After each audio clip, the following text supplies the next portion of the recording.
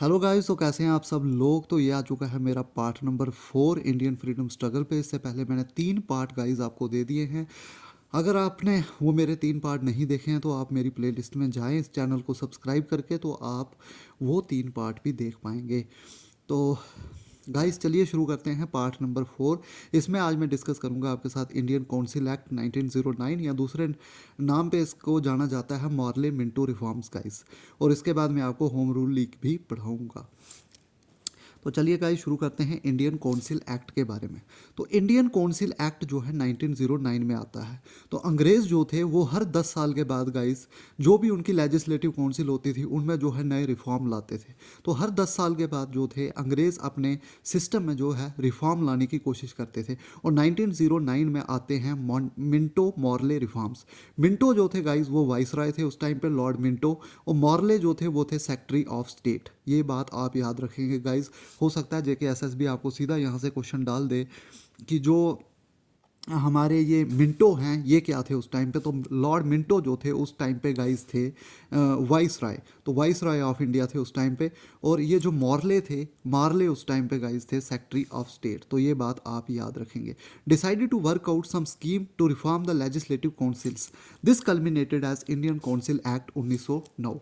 तो ये गाइस बात आप याद रखेंगे कि हमारा जो मॉर्ले मिंटो रिफॉर्म्स थे ये कब आए थे। तो ये आए थे 1909 में गाइस, वेरी वेरी इंपॉर्टेंट। और मिंटो, लॉर्ड मिंटो जो थे वो थे वाइसराय ऑफ इंडिया। और जो ये मॉर्ले थे ये थे सेक्रेटरी ऑफ स्टेट। तो ये आपको याद रखना है। It introduce separate and discriminatory electorates. तो guys very very very important.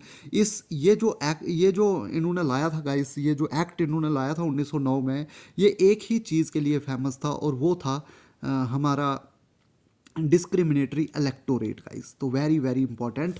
ये मैं आपको बता दूं कि जो ये एक्ट आया था इसने मुस्लिम्स जो थे, मुस्लिम कम्युनिटी को दिया था separate electorate guys, separate and discriminatory electorate. तो जो इसकी वजह से जो है जब ये 1908 का सेशन होता है गाइस मुस्लिम लीग का अमृतसर में, उसमें जो है मुस्लिम लीग जो है डिमांड करती है कि उन्हें सेपरेट इलेक्टोरेट चाहिए। और सेपरेट इलेक्टोरेट की डिमांड जो है 1909 के जो एक्ट आता है, जो रिफॉर्म एक्ट आता है, उसमें जो है अंग्रेज़ मुस्लिम्स की ये डिमांड पूरी कर देते हैं गाइस। उनको सेपरेट इलेक्टोरेट इधर यहाँ पे मिल जाता है। For the provincial councils A provision of 3 categories was made. तो प्रोविंशियल काउंसिल की अगर बात करें तो 3 तरह की कैटेगरीज में प्रोविंशियल काउंसिल को ये डिवाइड करते हैं, जर्नल, स्पेशल और चैम्बर्स ऑफ कॉमर्स। तो दूसरा बदलाव ये किया जाता है। For the central council one more category Muslims was added. Central council की अगर बात करें तो वहाँ पे मुस्लिम को ऐड किया जाता है गाइज, एक और कैटेगरी वहाँ पे बनाई जाती है और मुस्लिम्स को वहाँ पे ऐड किया जाता है। This was for the first time the seats in the legislative bodies were reserved on the basis of religion for Muslims. This is called as communal representation. तो गाइज वेरी वेरी इंपॉर्टेंट। आपको ये question सीधा सीधा जेके SSB पूछेगी कि कौन से act में जो है कम्युनल रिप्रेजेंटेशन दी गई थी मुस्लिम्स को। ऑप्शन में आपके होगा कि मॉर्ले मिंटो रिफॉर्म्स, उसके बाद मोन्टेग चेल्म्सफोर्ड रिफॉर्म आएगा 1919 में। फिर तीसरा आपको बोला जाएगा कि साइमन कमीशन में बोला था। चौथा आपको बोला जाएगा कि गवर्नमेंट ऑफ इंडिया एक्ट 1935 में। तो ये आपको वहाँ पे टिक करना पड़ेगा। मॉर्ले मिंटो रिफॉर्म्स 1909 में मुस्लिम्स को जो है सेपरेट इलेक्टोरेट दिया गया था, या दूसरी भाषा में हम बोलें कि कम्युनल रिप्रेजेंटेशन जो है दी गई थी हमारे मुस्लिम्स को यहाँ पर। नेक्स्ट गाइज आगे चलेंगे हम। Demand for separate electorate. तो सेपरेट इलेक्टोरेट की डिमांड मुस्लिम्स ने कब रखी, अब थोड़ा इसके बारे में हम जानेंगे। The Amritsar session of the league.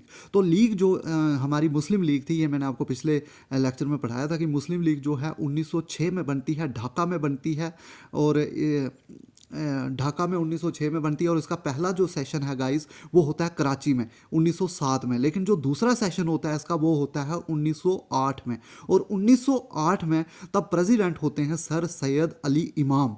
Demanded A separate electorate for the Muslims. और यहाँ पर वो डिमांड करते हैं अंग्रेजी शासन से, अंग्रेजी सरकार से, कि उन्हें दिया जाए separate electorate which was considered to them by the Morley Minto reforms 1909। और उनको वो मिलता है गाइस मॉर्ले मिंटो रिफॉर्म जब 1909 आते हैं गाइस। तो ये बात आप याद रखेंगे कि सेपरेट इलेक्टोरेट कब दिया जाता है मुस्लिम्स को। तो उसका आंसर होगा मॉर्ले मिंटो रिफॉर्म्स 1909।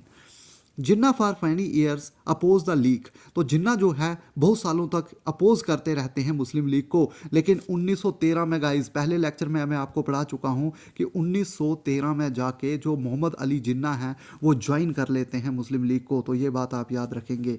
लेकिन शुरुआती ईयर्स में जो मोहम्मद अली जिन्ना होते हैं वो अपोज करते हैं मुस्लिम लीग को। इन 1910 at the Allahabad session of the Congress, he moved a resolution condemning the system of communal electorates। 1910 में इलाहाबाद सेशन जो होता है कांग्रेस का गाइज, वहाँ पे एक रेजोल्यूशन निकलता है और वो बोलते हैं कि ये जो कम्युनल इलेक्टोरेट है उसकी जो है निंदा की जाती है उस सेशन में गाइज कांग्रेस की तरफ से। तो ये बात भी आप याद रखेंगे। तो सबसे इंपॉर्टेंट बात यही है कि कौन से सेशन में जो है मुस्लिम लीग डिमांड करती है सेपरेट इलेक्टोरेट, तो वो है गाइज 1908 का अमृतसर सेशन।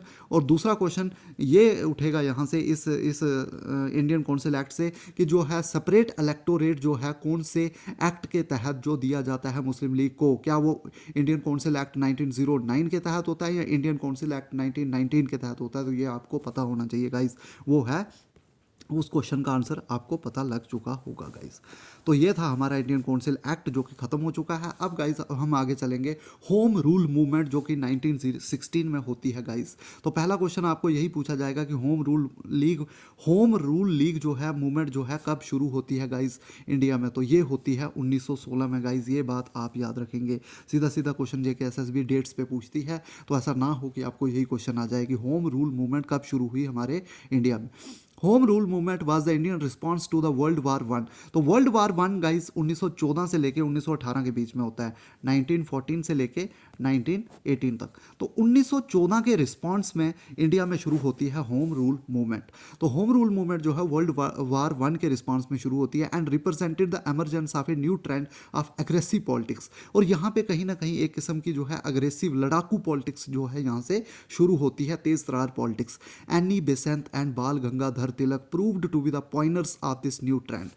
और जो ये होम रूल मूवमेंट है गाइस, होम रूल मूवमेंट को शुरू किया था गाइस दो लीडर्स ने। एक थे हमारे बाल गंगाधर तिलक गाइस, ये बात आप याद रखेंगे, और दूसरे थे एनी बेसेंट। तो ये बात आप याद रखेंगे। सीधा सीधा आपको क्वेश्चन आएगा कि जो होम रूल मूवमेंट थी उसको किसने शुरू किया था इंडिया में।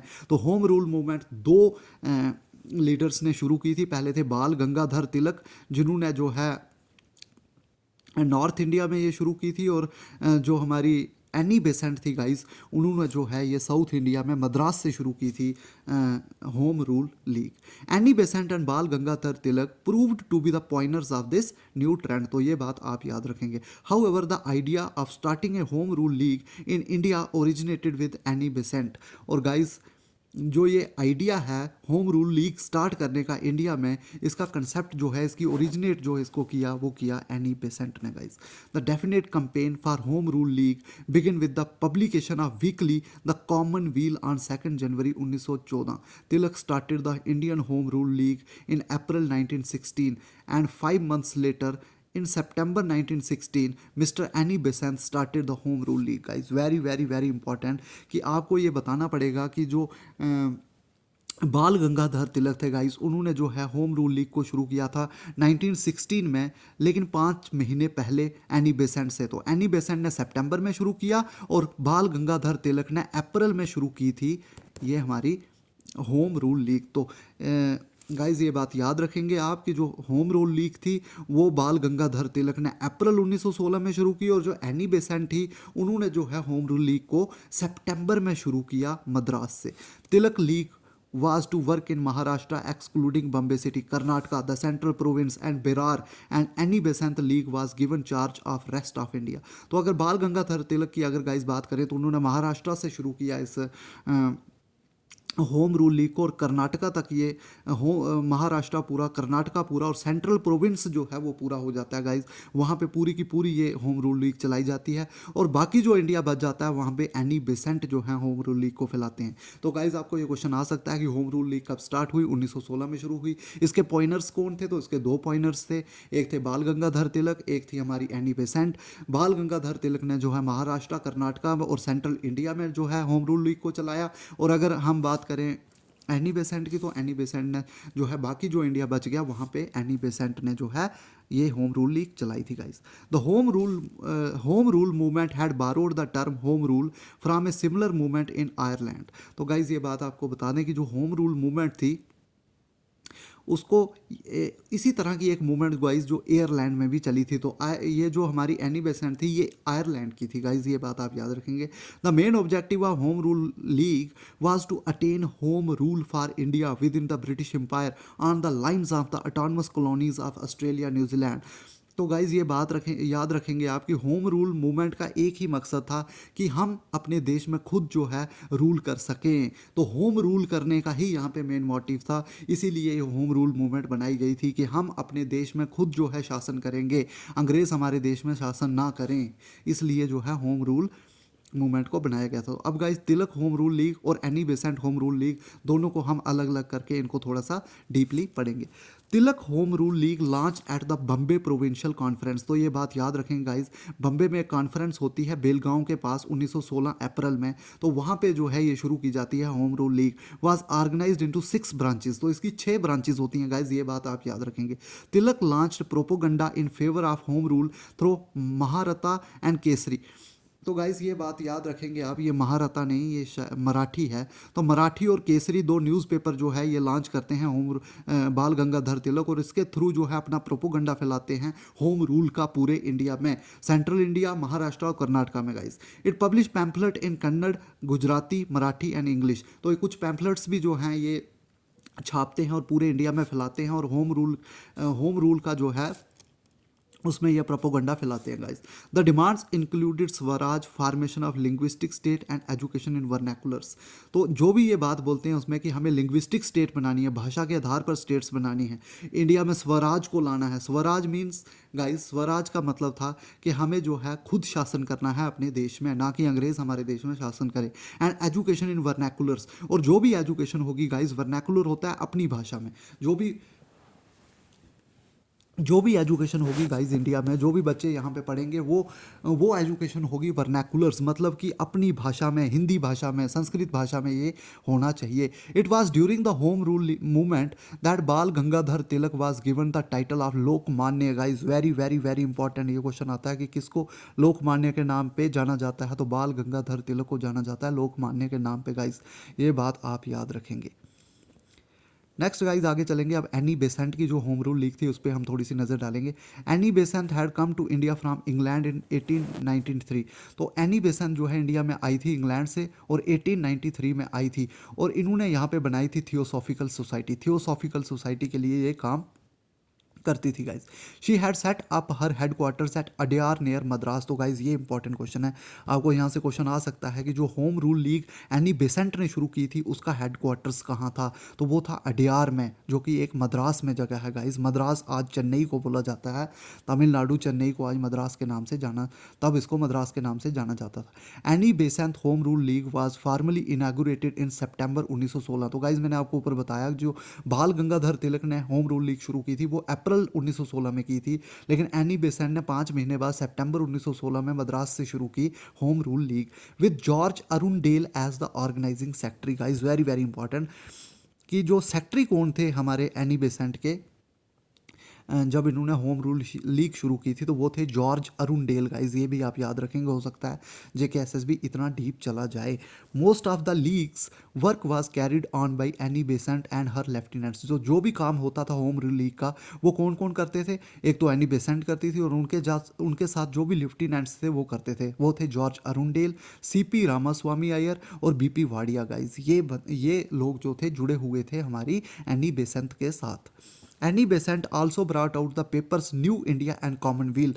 गाइज ये क्वेश्चन बहुत इंपॉर्टेंट हो जाता है, JKSSB आपको सीधा सीधा पूछ सकती है कि ये न्यूज़पेपर्स किसके थे। एक था कॉमनवेल्थ, तो आप याद रखेंगे कि हमारी जो ये हैं एनी बेसेंट, इन्होंने एक कॉमनवेल्थ न्यूज़पेपर लाया, और दूसरा गाइज था न्यू इंडिया। तो ये आप याद रखेंगे, ये दोनों न्यूज़पेपर इंपॉर्टेंट हो जाते हैं। और मैंने बाल गंगाधर तिलक के भी बताया आपको, एक था मराठा और दूसरा था केसरी। तो ये आप याद रखेंगे। और उनको लोकमान्य का तिलक कब मिला था, होम रूल लीग के टाइम पे मिला था। तो वहीं एनी बेसेंट ने 2 न्यूज़पेपर शुरू किए, एक था गाइज कॉमनवेल्थ और दूसरा था न्यू इंडिया गाइज, तो ये बात आप याद रखेंगे। The main aim of weekly commonweal was to popularize the idea of and achieving self government for India। और जो ये commonweal जो वीकली न्यूज़पेपर था गाइज, इसका एक ही फंडा था, एक ही इसका मेन पर्पस था, और वो था कि हमें सेल्फ गवर्नमेंट यहाँ पे इंडिया में इस्टेब्लिश करनी है, अचीव करनी है सेल्फ गवर्नमेंट।